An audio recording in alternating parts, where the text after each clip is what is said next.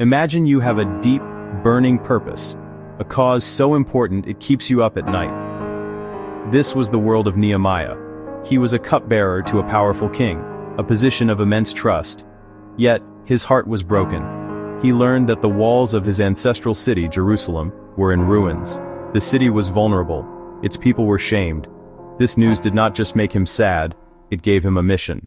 King Artaxerxes noticed Nehemiah's downcast face, something unusual for a man who served in his presence. When the king asked what was wrong, Nehemiah did not just vent his frustrations. He had prepared for this very moment. He had a plan. He knew what he needed. He had thought through the logistics, the resources, and the permissions required to fulfill his purpose. This was not a whim. It was a well-conceived strategy, rooted in deep personal conviction. Nehemiah's approach was remarkable for its respect and clarity. He first explained the source of his sorrow, the state of his city. He connected his personal feelings to a larger cause. Then, when the king was open to helping, Nehemiah presented his request. He did not just say, "I want to go fix the wall." He asked for specific letters of safe passage. He requested a clear directive for the keeper of the king's forest to provide timber. He had done his homework.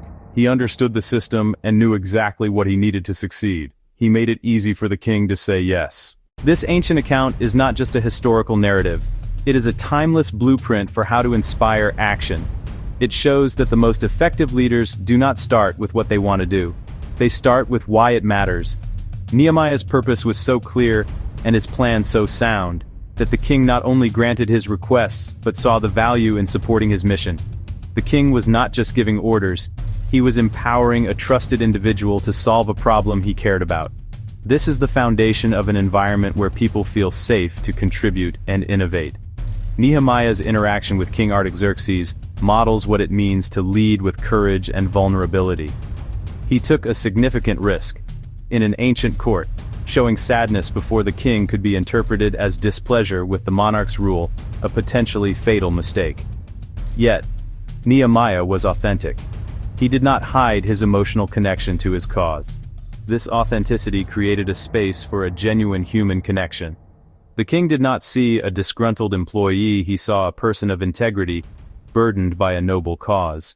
Great leaders create environments where people feel safe enough to be honest, even when the truth is uncomfortable. Contrast this with the dynamics in a toxic workplace. Imagine a similar scenario. An employee has an idea to fix a major, long-standing problem. In a toxic environment, that employee would likely stay silent. Why? Because speaking up is risky. They might fear their manager will see their idea as a criticism of their leadership. They might worry about being shut down, ridiculed, or even punished for overstepping. Fear stifles innovation. When people are afraid to bring their whole selves to work, the organization loses its greatest asset, the passion and ingenuity of its people. King Artaxerxes' response is just as instructive as Nehemiah's request. He listened. He saw the why behind Nehemiah's sadness, and did not react with ego or insecurity. Instead, he asked a simple, powerful question. What is it you want? This is the question every great leader asks. It communicates trust. It says, I see your passion, I value your perspective, and I am here to help you succeed. A leader's job is not to have all the answers. Their job is to create a circle of safety where those with the answers feel empowered to step forward and act. Supportive leadership, like that shown by the king, builds a foundation of trust that allows teams to thrive. When a team member knows their leader has their back, they are more willing to take on challenges and risk failure.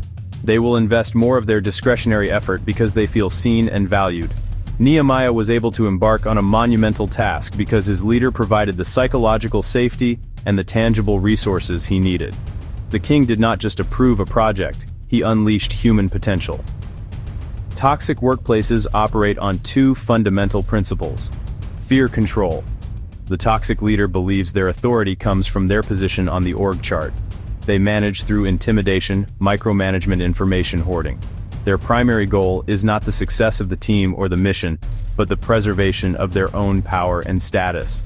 This creates an environment where everyone is focused on self-preservation. Teamwork breaks down.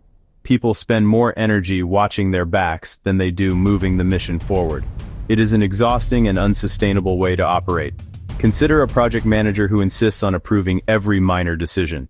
They demand to be copied on every email and constantly check in on their team's progress, not to offer support, but to find fault. This is not leadership, it is control. This behavior sends a clear message: I do not trust you.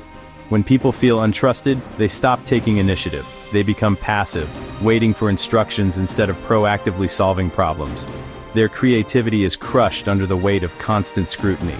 The very lifeblood of a healthy team, autonomy, trust, is drained away, leaving behind a hollow shell.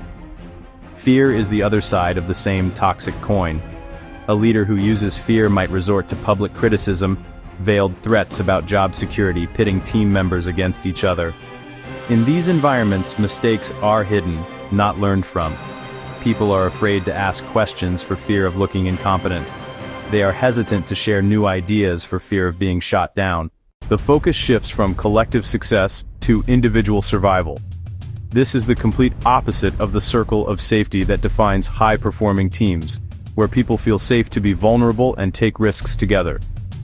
This stands in stark contrast to the support Nehemiah received. King Artaxerxes did not micromanage the plan.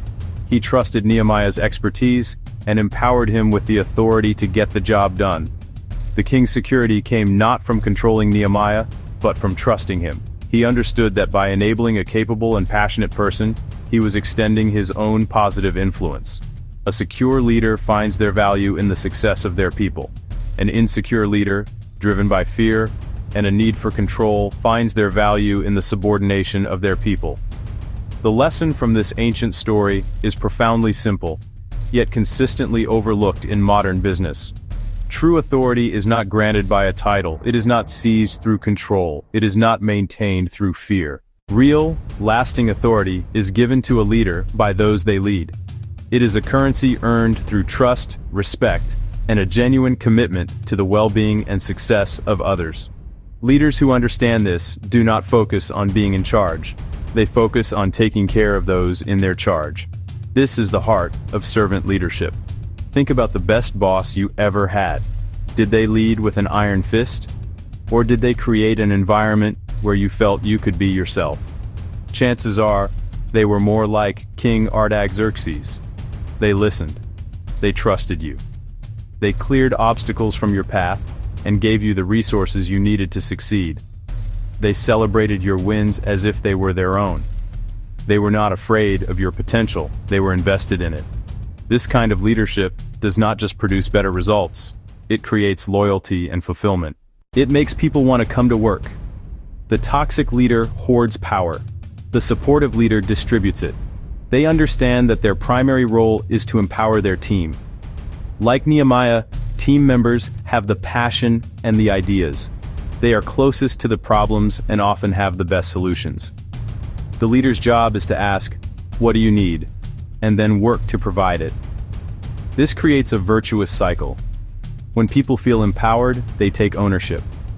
When they take ownership, they become more engaged, they become more innovative, the team gets stronger, the results get better, and the leader's influence grows naturally. Ultimately, leadership has little to do with being the one with all the answers. It has everything to do with building a team that feels safe enough to find the answers together. The wisdom of Nehemiah's story endures because it speaks to a fundamental human truth. People will move mountains for a leader who believes in them. Real authority is not about controlling others, it is about unleashing their potential. It is about setting a clear vision and then trusting your people to carry it forward. The greatest leaders are not those who build empires for themselves, but those who build up the people around them. Toxic behaviors tear down workplaces, just as broken walls expose a city. But supportive leadership, like that of Artaxerxes, restores trust, inspires confidence, and builds a thriving environment. True authority is shown not in control, but in how leaders help others succeed.